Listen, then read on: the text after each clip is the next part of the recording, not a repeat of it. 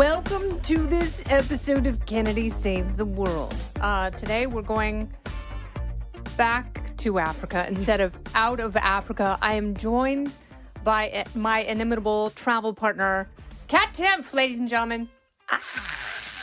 I want to go back to Africa. You didn't want to leave Africa. I actually didn't want to leave. I actually see a new life for myself as a safari guide, where I never have to wear a fake eyelash again, and I can just live ugly and amongst the animals. And I even texted Cam, my husband, if those of you don't know, I'm married, sorry.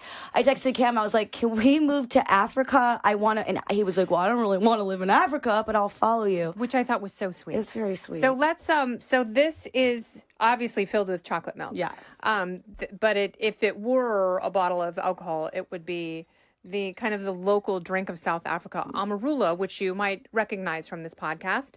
Jack Maxwell from Booze Traveler was kind enough to pour fake amarula over ice cream. So today we're enjoying it with some chocolate milk. It's chocolate milk with chocolate milk. Yes. Is what so basically we're having chocolate milk. That's our mocktail for this happy hour, this Back to Africa happy hour. So I had been toying with the idea of going with a good friend of mine who is starting a safari business and needed some clients for his maiden voyage so he could figure out how exactly his business was going to work. And I was like, well, I'm definitely down. He said it's going to be too expensive unless you find someone to go with you. And so I called Kat, and I thought you might be trepidatious. I thought you might be like, well, I don't know, Africa, maybe Mexico, but you were like, yes, all in. Lion King is my favorite movie. 1,000%. I've wanted to go to Africa since I learned about it. So, and I don't know if it was because of the Lion King. It was very popular when I was in the first grade. But also, I was super obsessed with Jane Goodall growing up. Yeah. I had such high expectations for the trip. Thank you. Cheers. To Africa, brew. Woo! I had such high expectations for the trip, and it still exceeded all of them. I missed the Halloween party. That's also my birthday party every year. And when I got the invitation, we're talking about the party, I said, actually, I can't go. I'm going to be in Africa. And my friend said, LOL. Because who does that?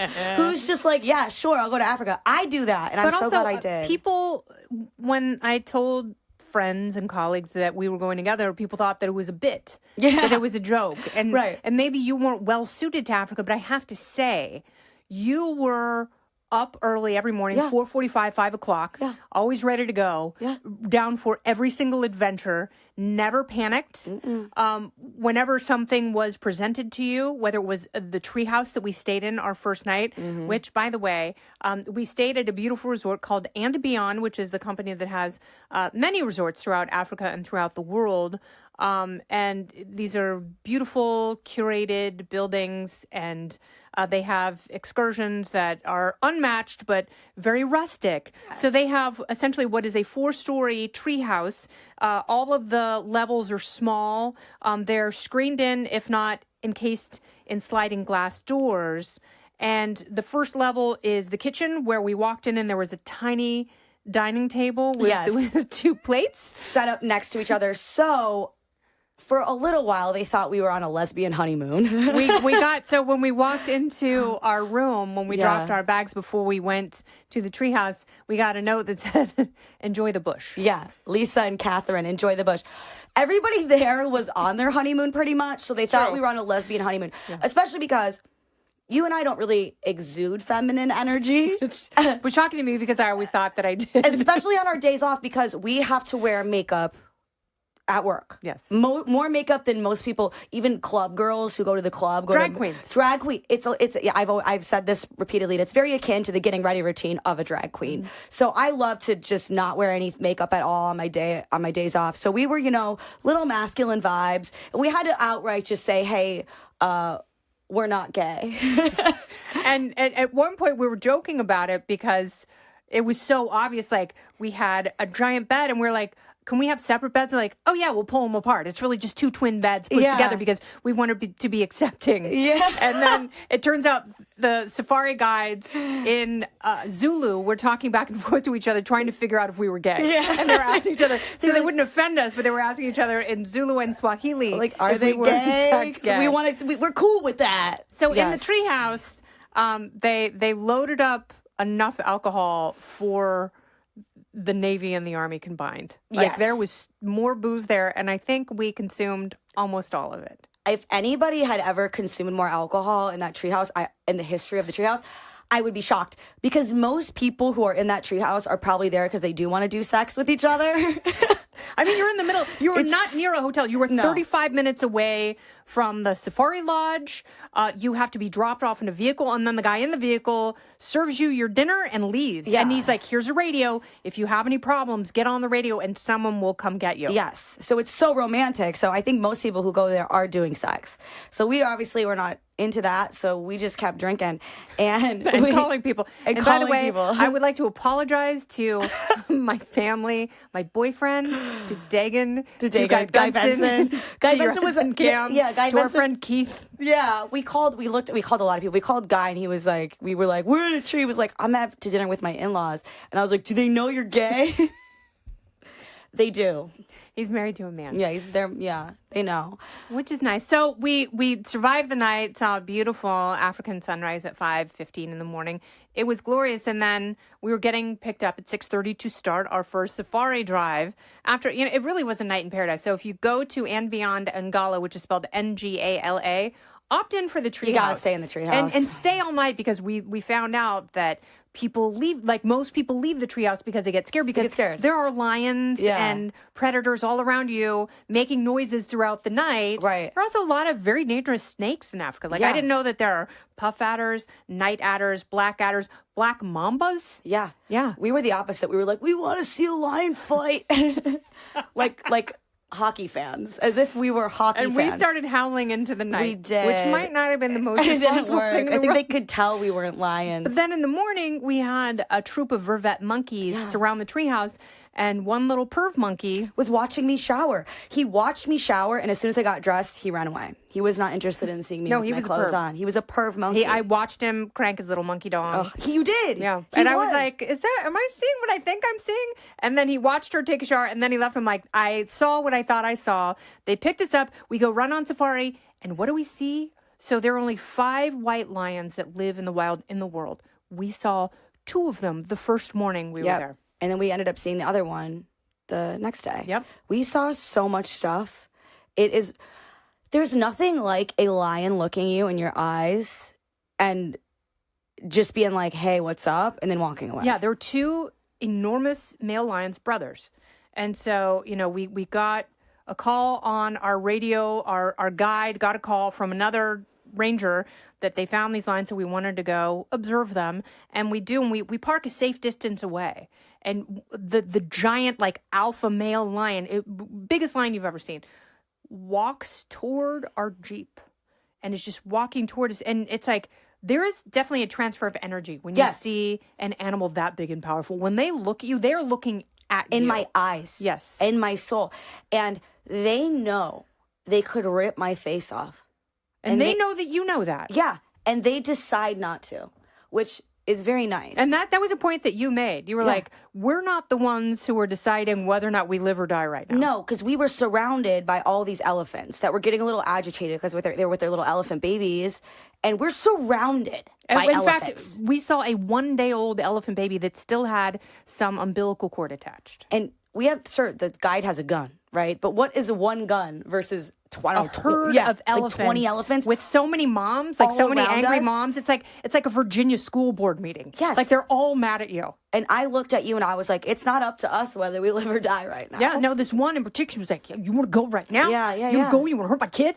I'll take you. Yeah. And it's like, you absolutely can. Like, you can take me. I have no defenses. No, and it's really, I thought was so good for me therapeutically, just because you can't control anything. And it forces you to be mindful. Whatever you're worried about when you are surrounded by elephants, several of whom are angry, you kind of have to be. Or hungry lions. Like we saw a couple of prides of lions that had, you could tell, which I didn't know, when they feed, they get a belly like a basketball. Yes. I mean, they get a giant, big, full round belly because they don't know when they're going to eat again. So we saw one pride in particular where you could see ribs. Like, they were all, it was like Kate Moss in 1994. Very much so. And then, I mean, it was always still made me nervous. And then the guides aren't nervous, which I think I said this to you when we were on the trip. It's kind of akin to seeing a lion in the wild and being someone who's lived in Africa for a long time and having the lion get close to you. It's probably similar to when a tourist comes to New York City and they have an angry, homeless person on drugs screaming in their face. Where all of us are kind of like, we understand, yes, it's scary. Yes, there's a risk, but you probably won't die. Well, and you kind of do the same thing. Yeah. It's like you sit still. You don't react. And you hope that they pass you by and go Yes. on to something else, which by and large they did. But we came out from dinner one night and there were 3 male Cape buffalo on the lawn 10 feet from us, which they're so much deadlier than lions because, we learned that lions, leopards, elephants, hippos, like they all give you warning before they attack you. And you asked, how does a Cape buffalo kill you? And the answer? First, they gore you with their giant horns. They gore you so your entrails pop out. And then they take the boss, which is the big round part of where their horns grow together, and they put it on your chest and they smush your chest and stomach until the entrails pop out of your body. And then they stomp you to death. Whatever's left of you. And they said the ones that are more dangerous are the ones that are alone. Yeah. Lone men, just like humans. So we had 3 incel Cape buffalo at dinner 10 feet from us. We couldn't walk the 100 feet to our room. They had to send a safari jeep to collect us, take us to a room, and then walk us to our doors. Yeah. And then that night, 2 lions walked right past all the guests because there are no fences through dinner. Fences. And then that night, there were 4 prides of lions roaring at each other all night long. Yeah. And, I really want to be a safari. I mean, it was the most remarkable, amazing experience of my whole life. And this sounds dumb because everybody already knows this, but just this whole time I've been alive, that's been going on over there the whole time. Yes. And I'm just sitting here doing this, getting my makeup done and talking. And there's been this going on the whole time. And you see it on TV, but there's nothing like being there. I mean, I am so insignificant and I am so weak as a human being. And it's really nothing like having that thrown in your face. I mean, the Impala and the antelopes out there, I mean, the amount, I think I'm stressed. They hear a twig break every time. They're like, am I about ready to get mauled to death? Yeah, because they call them happy meals because they're the easiest thing to eat. And, it's like they're a dime a dozen. They're Impala all over the place. And they have a board with all the animals on it. And there is a numerical score for how rare it is to see a certain thing. And so, for example, we saw 2 packs of wild dogs. That's a 200-point sighting. If you see a kill, it's 250 points. Impala, 1 point. Yeah. But because everyone eats them, but they're actually very beautiful. They're beautiful. The makeup inspo, I think, is great. Like the eyeliner that I was like, I want to look like that. I thought it was beautiful. But the wild dogs also, they said if you go near them that they will rip your arm off. They made that very clear. But they act like dogs. Like puppies. And they're squeaky like birds. Yes. And they don't have this like ferocious bark like you would think being the most effective predators in Africa. They kill 85% of their prey. 85% of the time when they're like, hey, should we go kill something? They're successful. And they had their little paws out and they're rolling around in the dirt just like a dog. Squeaking. And the same thing with lions and the leopards act like cheats. They act like a house cat. I mean, it's interesting because obviously they're really big and they're ferocious, but Cheens, my house cat, he often, when he'll slink around the house, when I'm trying to give him his medicine, he will go low to the ground as if I can't see him. It's like, buddy, there's no brush here. Like, we're in an apartment. I can see you. As though he's in the thicket. As though he's in the thicket. Okay, but you have to talk about your favorite leopard because she's very special. She definitely listens to Early Call Her Daddy because this leopard, this girl, she openly mates with both a father and son leopard in front of one another. She mates with both of them. Imagine that. You mate with this woman, you have a baby, and then she starts mating with... She definitely listens to, 2014, 2015 Call Her Daddy. 1,000%. And she was such a boss. She was such a boss. Observed her for a while, and it was like, she's so beautiful. Yeah. She's so confident. Like, there was something crackling and special about her. And it's ridiculous. I said this. It's ridiculous how leopard... They just wake up every day and they're wearing animal print. You did say that. They wake up every day. Sometimes they might want to be low key. Yeah. They want to be chill. Nope. They're wearing a leopard fur coat every single day. Every day, all day long. And the best was we were having breakfast one day and we were remarking at how colorful the birds are. I mean, there are starlings and lilac-breasted rollers and, all these beautiful birds, oxpeckers, which sounds funny. And Kat was like, I saw a bird that was yellow. Yeah. The whole thing was yellow. Yeah. Like a banana. Yeah. You don't see... It's just, that's his actual body. He's yellow all day. And parrots are green. And maybe they're having a bad day. Maybe they're sad. They're still bright green. That is a beige. They cannot have a beige day. That is a ridiculous color to wake up every day and be. Yep. And that's just how they naturally are. Because you think of a parrot, right? And you're like, that's a weirdo's pet. You see them in the pet store, so you think of them as this like niche novelty pet. Yeah. And you don't think of them as just flying around in the wilderness. And they are. They're doing it right now as we're sitting here. Africa is, I just can't believe it. No. I just can't believe, there's no way to describe it. So one day we didn't get a call on the radio that there was a leopard who had taken down a massive kudu, which is like a big antelope, and had killed it and was, we didn't hear that. What we saw were vultures. And so sometimes vultures are lifted up by these thermal vents, this hot air that rises up, and they get a free ride. And when you see them flying around, sometimes they're just dicking around. It's like a carnival ride for them. But they were flying down. And so our guide was like, oh, when they fly down like that, there's a kill. Yeah. And then so we went over and heard a couple of other birds alarming. And then we drove down to the riverbed and we saw a hyena guarding a fresh, bloody stomach. A stomach. That's it. Fighting off vultures. Fighting off vultures, chasing away the vultures, guarding this stomach. All we saw was the stomach. And then, so we were driving away, and then Kyle was the one who saw the leopard. There's a leopard sitting there, and behind it is like, what was the name of the animal again? Kudu. Like half of it. Half eaten. Half eaten. As though someone just sliced it in half, like he went to the bush butcher, was like, give me half a kudu, just nice and bloody. And, and then you realize, so we had to pull up to this embankment. Yeah. There was this very narrow precipice with a dirt gully that looked very wobbly, and the guide had to pull up and had maybe a half an inch.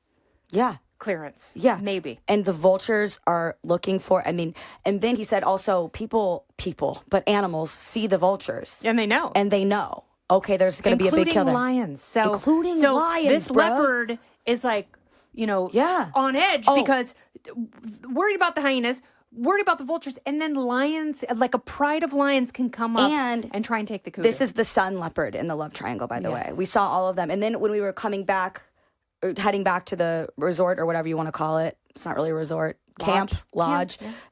We saw the father, and I tried to ask him like how it. I was like, "Excuse me, sir. Your girlfriend is also sleeping with your son in front of you. How does this make you feel, sir? Would you care to comment?" And people say this is what Kyle kept saying. People say nature is peaceful. No, it's not. No, and by the way, we heard stories about families. Okay, first of all, the first place we went, there was a family with 3 kids, and it's like with toddlers, no fences, like lions, hyenas. Like we were walking home from dinner one night, and there are just 2 hyenas walking next to us. Yeah, and they will rip your arm off and just crunch the bones for sport. They're not even hungry, but they are also deadly. And they had kids, and I'm like, toddlers. What the hell are you doing? Like there's a 2-year-old running around like 2-year-olds do, and I'm like, why would you bring that child here? Go on a Disney cruise. Yeah, I did not. 2-year-olds, and then because I was asking the guide a lot of questions on the safari that had nothing... About her future job. I mean, this is not a side hustle. This is a way of life for Kat. That had nothing to do with the animals, but more about the experience of being a guide. And one of them has a fist fight ever happened or almost happened on the vehicle? And he said, actually, yeah. He said that they were driving and there was a kill. So somebody saw there was an animal killing another animal because you're in the African wilderness. And that's what you pay for. That's literally what you pay for. What you signed up for. Yes. And there was children and the parents got mad. Like, no. It's like, first of all, what do you want to do? Tell the animals to stop? Yeah, they're in one Jeep and there's a couple there like, oh, we're on our honeymoon. This is what we want to see. We want to see this. We want to see Circle of Life. Yes. And then there's a film like, oh, no. Yeah. And so they started fighting. Axel can't see that. Yeah. Axel's the name of my dead dog. Oh, I mean, he died a long time ago. God rest his soul. God bless you. R.I.P. Axel. But, yeah, exactly. I mean, duh. If you don't want to see nature, don't go out in nature. And it's not like and don't keep someone else from seeing it. Exactly. Because your child has tender eyes. So they forced the kid's family to hire their own private Jeep. Which, also, rightly so. Don't keep people from seeing what they paid for. I also saw this kind of stuff when I was a kid. I saw, I was really into the nature stuff. I saw a lot of that kind of stuff, and I'm completely fine. I mean, I don't. Is it that offensive to see as a kid? No, I think it's not. By the way, animals. If you're old enough to be on safari, you're old enough to see that. Yeah, I mean, it's an animal killing another animal. And if you're not old enough to see that, then you shouldn't be there. You really should be on a different family vacation. Yeah, I will go back on safari with you. Oh, I need to go back on safari. I need to. Just tell me when. Yeah, I don't know how long my typhoid shot lasts. Yeah, that And Beyond company is amazing. They're not sponsoring us, but they should. They really should sponsor us. Yeah. And Beyond Ngala and Beyond Kirkman's Camp. If you have been thinking about a safari, they were, and we paid for everything, trust me. But it was strangely affordable and absolutely incredible, life-changing. Yeah. Like seeing the sunrise, seeing the sunset, seeing all the animals, seeing the little hippos gurgle and make their funny noises, and they could kill you so easily. Totally, but they look bite. Adorable. But they don't. But they look like little French bulldogs. And the way they run with their short little legs. Oh, I need to go back. I don't know how to talk about it without being annoying because it was just so life-changing. And I cried repeatedly because I was just so moved by all the things I was seeing. You were very sad to leave. I was. Yeah. I've never felt. Have you dreamt about it since you've been back? Yeah. I've dreamt about it every night. Single night. Yeah. I need to go back. I've never felt so at home somewhere where I clearly don't fit in. You know, in the jungle, we are even weaker than the Impala. You know, we could. These animals could kill us without even trying to kill people. It reminds me of my favorite quote from Helen Keller. Security is mainly a superstition. It does not exist in nature. It doesn't. Life is either a daring adventure or nothing at all. You're right. Damn, she's right. Thank you, Helen. She's right, Helen Keller. Yeah, when you're right, girl. Maybe she's gay. I don't know. I don't know. Well, thank you for the trip of a lifetime. Thank you for inviting me. Of course. Oh, we gotta go back. To many more adventures. Cheers. African and otherwise. We're coming for you, Africa. We love you. This has been Kennedy Saves the World Happy Hour, along with Kat Timpf. I'm Kennedy. Listen ad-free with a Fox News Podcast Plus subscription on Apple Podcasts, and Amazon Prime members can listen to this show ad-free on the Amazon Music app. Oh, go ahead and leave me a review while you're there. I'd love to hear what you have to say. You've been listening to Kennedy Saves the World on the Fox News Podcast Network.